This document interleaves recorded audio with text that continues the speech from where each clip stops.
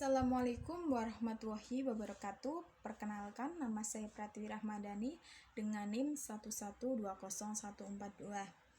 Saya dari kelas HKID.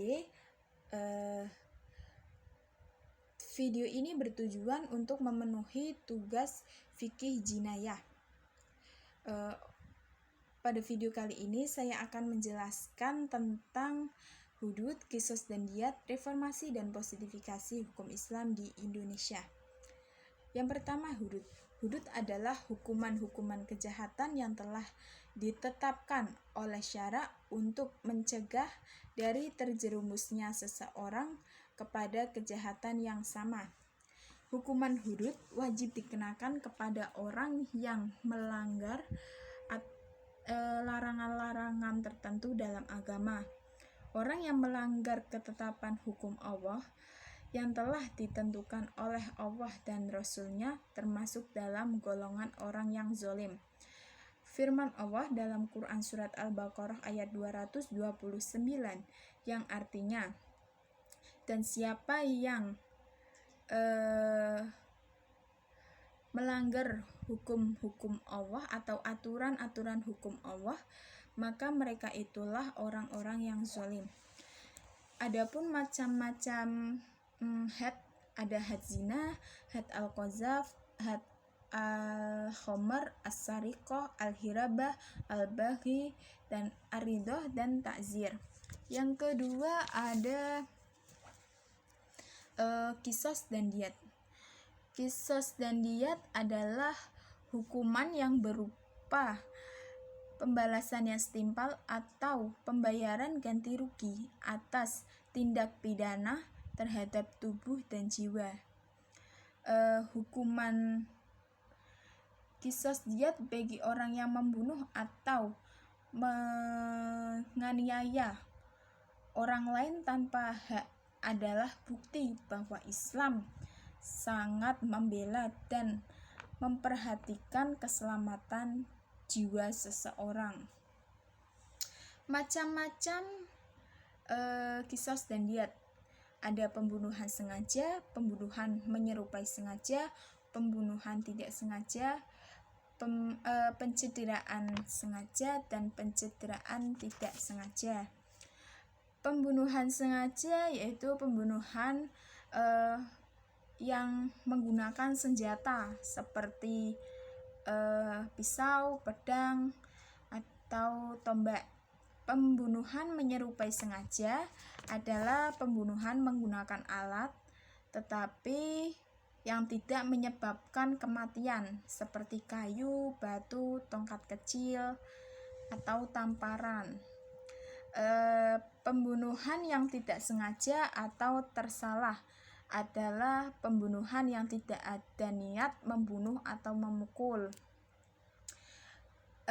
Yang berikutnya ada pencederaan sengaja, adalah penyerangan terhadap jasad manusia seperti memotong anggota tubuh, memukul, melukai, tetapi nyawa orang tersebut masih hidup.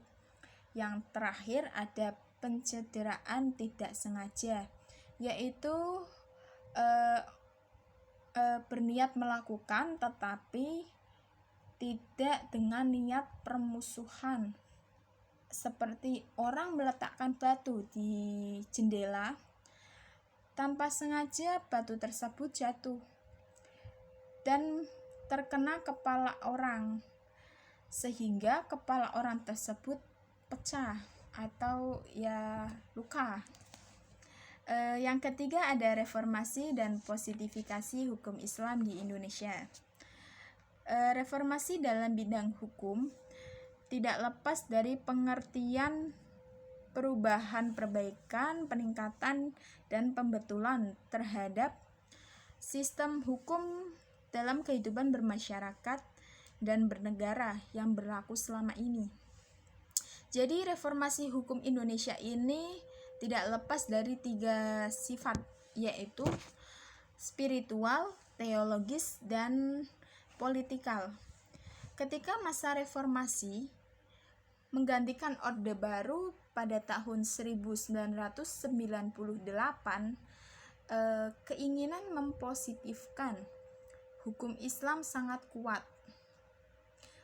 Jadi perkembangan hukum Islam masa Orde Baru atau masa ini mengalami kemajuan.